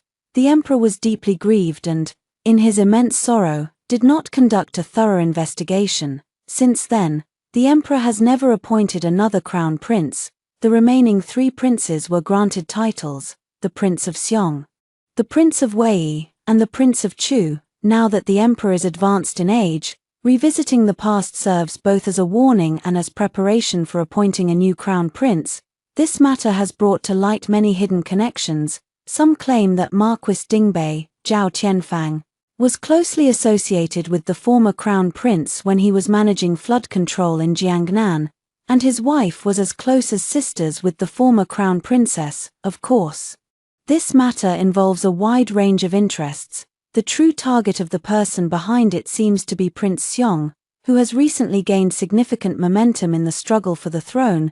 The Dingbei Marquisate is merely collateral. However, this collateral has also had a considerable impact on the Marquisate. For half a month in a row, the once bustling entrance of the Marquis's residence has been deserted. It was amidst this desolation that I welcomed my coming-of-age ceremony. The Marchioness served as my sponsor. She said, "My parents and relatives are all alive, and my 3 sons are all pillars of society. although I don't yet have grandchildren to surround me, I am still considered a fortunate person. Serving as your sponsor should not be considered a disgrace to you. I shook my head. It is Songha's fortune. She personally combed my hair and added the hairpin, helped me change into the wide-sleeved ceremonial dress, reciting blessings over and over again. As the last golden hairpin was placed in my bun, the moment she lowered her hand, I gently raised my hand and grasped her warm palm. "Mother," I called out softly to her. The Marchioness was taken aback. Her expression shifted from sudden delight to astonishment, finally settling into a deep sorrow. Her lips trembled, and her eyes were red. This woman, as powerful as the Earth Mother, had tears streaming down her face, yet her dignity remained undiminished. "Do not call me mother," she said. "Call me aunt. Remember, I am not your mother." As she spoke, she fiercely wiped the tears from her face and pointed at the Marquis, who stood there in a daze. "You're not allowed to call him father either." I nodded obediently, not noticing the Marquis's resentful gaze fixed on his wife. The face of my birth mother has long since blurred in my memory, but I think if she were alive, the way she would look at me would be just as loving and joyful as the Marchioness's gaze. "If you don't want me to call you that, then I won't, but in my heart, the one in heaven is my mother, and the one here on earth is also my mother, Madam, second young master, fourth young miss." The eldest young master has returned. The gatekeeper's shout broke the strange and silent atmosphere. My eyes lit up. My eldest brother was back. I lifted my skirt and turned around, only to meet a pair of weary yet calm eyes. "Big brother." My excitement made me forget that I was already a grown woman. I threw myself into my big brother's arms and took a deep breath, inhaling the fresh scent of bamboo on him. He seems to have grown taller again. I've grown quite a bit over the past 2 years, yet I only reach his shoulder. I was so overjoyed that I didn't notice how his body instantly stiffened when I hugged him. After just a moment, I let go of him and then spun around in front of him. "Did you come back specifically for my coming-of-age ceremony? Big brother, look, haven't I grown a lot taller?" When he left home, I was still just a little sprout. With that, I looked at the man who had raised me single-handedly, waiting for his praise. But my eldest brother's gaze merely swept briefly over my face before he looked away. His eyes were indifferent, and he gave a stiff, tense nod. "You've grown taller." A faint sense of disappointment washed over my heart. My eldest brother seems a bit distant toward me. Has he grown distant after not seeing me for 2 years? "This is the coming-of-age gift I prepared for you." He took out an exquisitely packaged box and opened it to reveal a pair of fine red jade agate bracelets inside. They were beautiful, but they still couldn't ease my sense of disappointment. My eldest brother, however, didn't have time to say much more to me. He and the Marquis's wife went to the study. After coming out, he no longer looked into my eyes and spoke to me as he used to.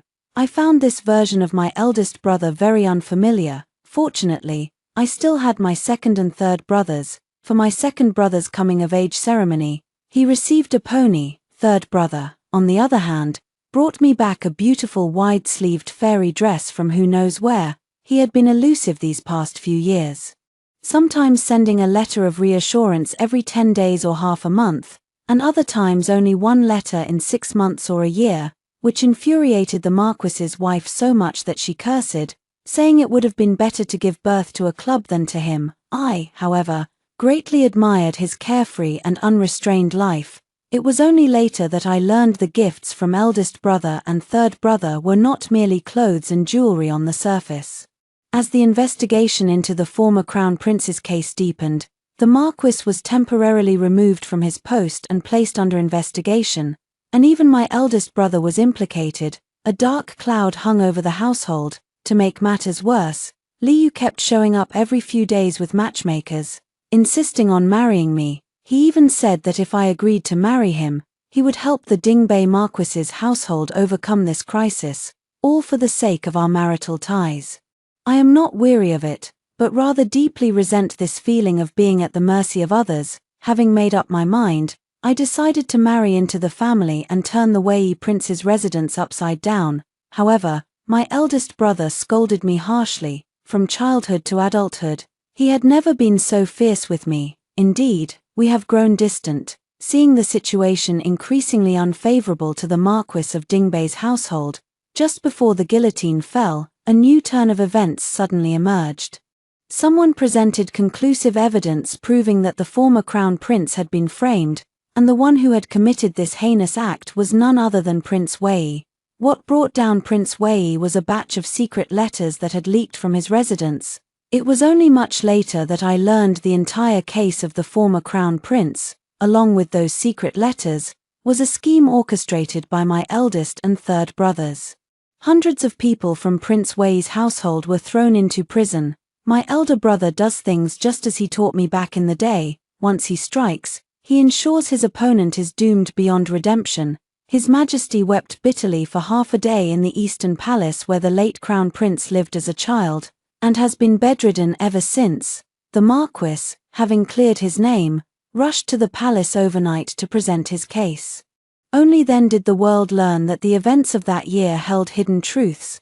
The former Crown Prince and Crown Princess were not driven to suicide by guilt after being framed. Rather, they were secretly murdered, burned to death in a fire. Dingbei Hu Zhao Tianfang was on very close personal terms with the former Crown Prince.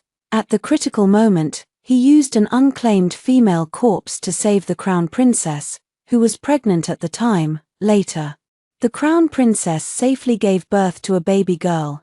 This is the little girl now being raised in the Dingbei Marquis's residence. From then on, everything was brought to light. Overnight, I went from being an illegitimate daughter hidden in the shadows. He became the last remaining bloodline of the exceptionally talented and brilliant late Crown Prince left in this world. I was taken into the palace. The old emperor wept uncontrollably upon seeing me. All because my face was identical to that of his most beloved son. The palace attendant brought out the portrait of the former Crown Prince, which the old emperor had deeply hidden in the imperial retreat. I stood before the painting, as if the figure in the portrait had stepped out. I was infeft as Princess Songhe, with a fief spanning 10,000 li and a stipend of 1,000 bushels. This far exceeded the typical rewards granted to a princess, more like a father's compensation to his own son. When I went to the Marquis's residence to say goodbye, the Marchioness asked me with reddened eyes, "All these years, have you hated me?" I said. Behind the ancestral hall of the Marquis's residence, there is a small shrine with a memorial tablet. You go to pay respects there every year on the anniversary of my mother's death. That tablet is for my mother, isn't it? When I was very young, my mother said there was a Lan in her name, and she had a good sister whose name contained a Ji. Though they were not related by blood, their bond was deep, as close as real sisters. I finally understood why that old woman slapped me back then. She was afraid I might know something and accidentally let it slip. I learned the reason why the Marquise went to great lengths to bring me into the mansion, even at the cost of tarnishing her and the Marquis's reputation for being a harmonious couple. I also understand why I wasn't allowed to take the Zhao surname, nor learn the things ordinary girls learn, and why I wasn't allowed to call her mother. I held her hand. Without you and the Marquis, I wouldn't be where I am today. Then I looked at my two older brothers. Third brother was still nowhere to be seen. Eldest brother lowered his eyes, not looking at me. Second brother's eyes were red. Once you enter the palace in the future, how can I still take you out to play? Our Songhe clearly loves going out to play. A single sentence made my eyes well up with tears. He knew that this sister of his couldn't go out casually, confined to the square courtyard of the Marquis's estate, and he would rather take a beating than take her to see the outside world. This is my second brother, pure and true to his nature. Don't worry. Once I enter the palace, I will still come to see you often. Second brother. After giving my elder brother one last deep look, I finally boarded the carriage. Once you enter the palace gates, it's as deep as the sea. I ended up breaking my promise after all. Every day, there were endless rules and intricate court etiquette waiting for me. Although, out of respect for the emperor, no one dared to make things difficult for me.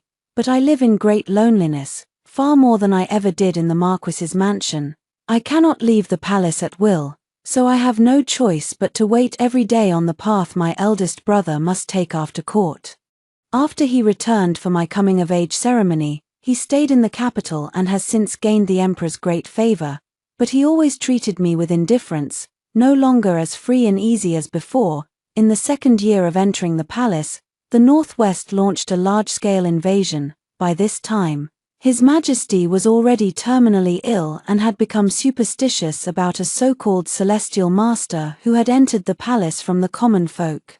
The Prince of Chu and the Prince of Seong were eyeing the throne covetously, with countless overt and covert struggles both inside and outside the court.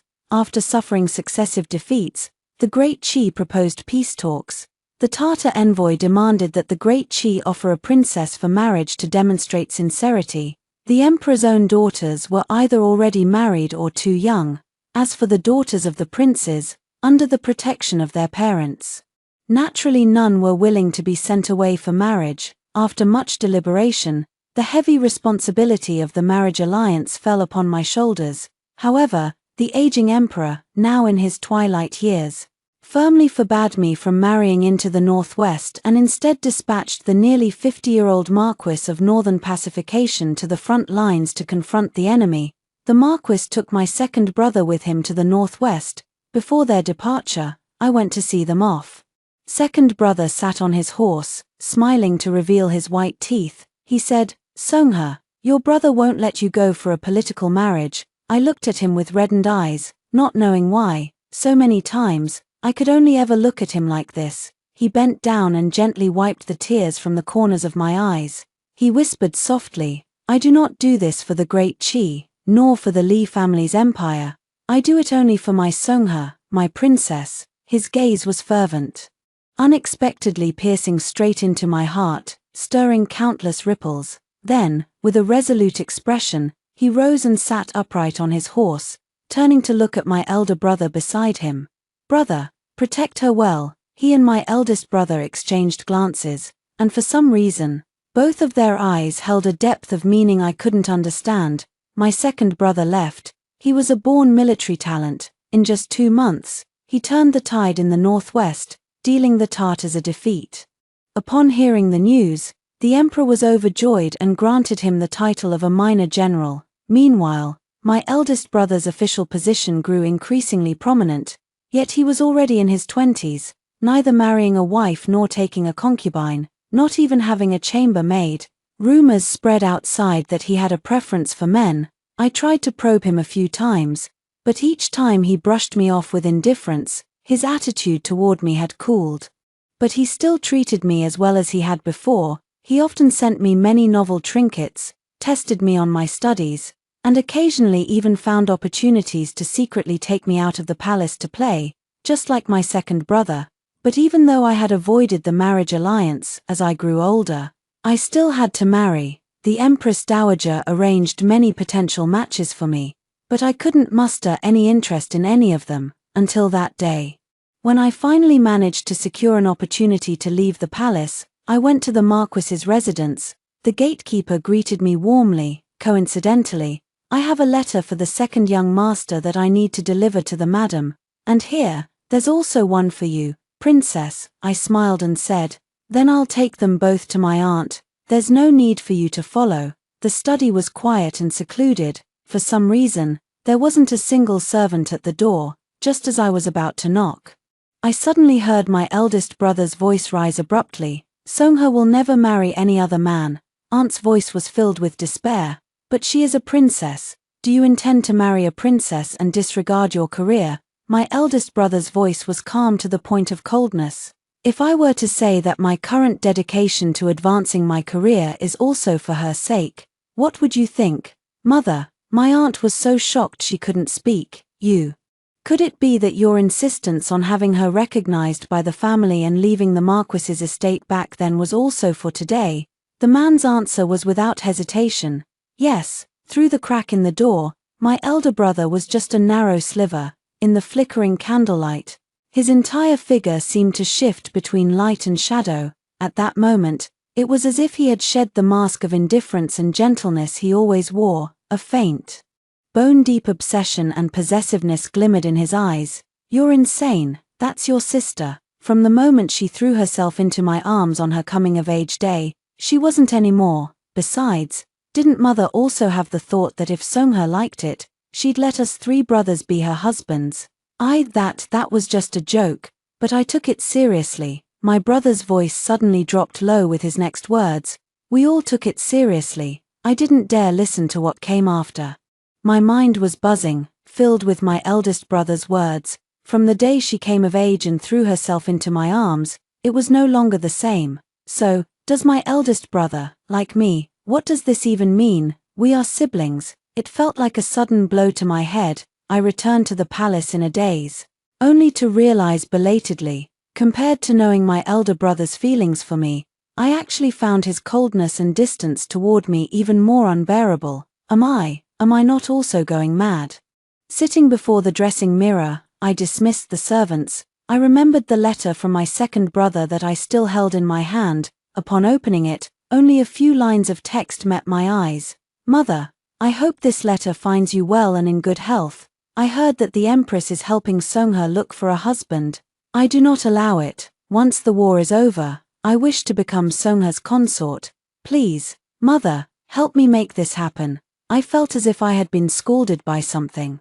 I couldn't even hold on to the letter, letting it fall to the ground. Second brother, how could he also harbor such improper thoughts? I stood frozen in place until the papers that had fallen to the ground were picked up by a hand with long, slender fingers. A shadow loomed over my head, startling me. I wanted to scream, but the moment I looked up, I clearly saw the face of the person who had arrived. Third brother. The person before me was actually my third brother, Zhao Tingyu, whom I hadn't seen in 6 years. He was dressed in a Taoist robe, clearly the same age as me, yet he appeared profound and unfathomable, with eyes that seemed to have weathered the vicissitudes of life. He was much taller than me, having inherited the good genes of the Marquis and his wife. With a handsome appearance that truly gave off an air of an immortal sage, he glanced at the letter's contents with lightning speed. Then raised an eyebrow and looked at me with a faint, teasing smile. Oh, so second brother actually wants to marry you. Our Songhe has reached the age to be wed. I don't know why, but his teasing made my face flush bright red, a mix of embarrassment and annoyance. Even you are making fun of me. Since we're not blood-related siblings, it's understandable for second brother to have such thoughts. But, he suddenly took half a step forward, his slightly upturned eyes fixed intently on me. As far as I know, eldest brother also has feelings for Songhe. I wonder which one you prefer. I was startled by his sudden closeness. He carried a faint scent of sandalwood, yet it was overwhelmingly invasive. Seeing that I was speechless, he suddenly leaned down and, under my astonished gaze, gently placed a kiss on my forehead. I forgot to mention, I also have some unspeakable, hidden feelings for Songhe. You can't show favoritism. You know, I have completely lost the ability to think.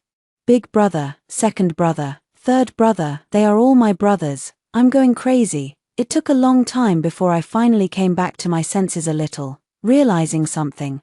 This is the palace. What are you doing here? Third brother leisurely shook the whisk in his hand. Your Highness, what do you mean by that? I am the state preceptor personally appointed by His Majesty. Is it strange for me to appear in the palace, watching the twitching corner of my eye? Third brother smiled. All of this is for you. Big brother and I racked our brains trying to decide which puppet emperor to support so that Songhe could live as a carefree, extravagant little princess. This statement contained too much information and was far too rebellious, yet I understood his meaning almost instantly. Only half a moment's hesitation, I fixed my gaze on third brother and said solemnly, why support someone else? Why can't the emperor be me? After all, I too am of true dragon bloodline. My father was the most exceptionally talented former crown prince of Great Qi, and my mother was a renowned talented woman of Shengjing. They risked their lives to bring me into this world, so why shouldn't I strive for the throne? Why should I only be a princess whose worth is measured by others? I dare not say that such rebellious thoughts have been with me since the moment I learned I was a princess. If I had known earlier that my third brother was the state preceptor, deeply trusted by the old emperor and even capable of influencing court affairs, I would have prepared for this day sooner. Third brother looked at me for a long time, then suddenly smiled triumphantly. Truly someone trained by me and eldest brother. Our Songhe has never let her brothers down. He moved closer to me, afraid he might suddenly attack me again. I covered the corner of my mouth and backed away.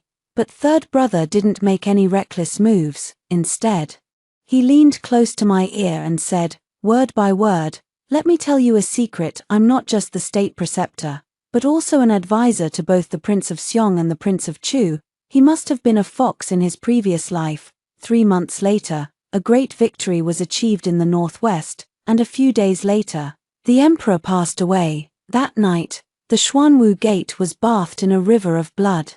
The Prince of Seong and the Prince of Chu simultaneously stormed the palace under the banner of purging the emperor's side, resulting in mutual destruction. Both of them perished, and along with them, all their sons met their end as well. Amid the chaos, a senior statesman who had served 3 dynasties produced an imperial edict drafted by the late emperor before his death. The bright yellow characters on it clearly stated, "Crown Princess Songhe as the new emperor." The entire court and the nation were left in shock, but with His Majesty's personal decree, none dared to disobey, and since the royal princes and grandsons had all perished, leaving only me, while the line of Prince Wei still lived, they were imprisoned, lacking legitimacy. The civil officials had my eldest brother mediating, and the military officials had the Marquis and my second brother eliminating threats. Thus, I, the seemingly most harmless princess, ascended to the throne.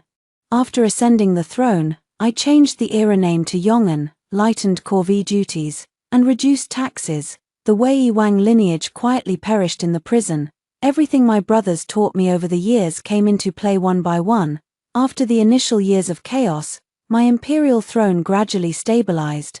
With court officials showing affection and the people offering their support, I stand at the pinnacle of power. Yet, every day, in the court and behind the scenes, I am always watched by 3 pairs of wolf-like eyes: the head of the civil officials, the head of the military officials, and the state preceptor who often sneaks out of the palace to swindle and deceive. Today, who will your majesty favor? Big brother is being unfair. Last month was your turn. This month should clearly be mine. What are you talking about, second brother? The month is already half over, and His Majesty needs some novelty. Both of you older brothers are really shameless.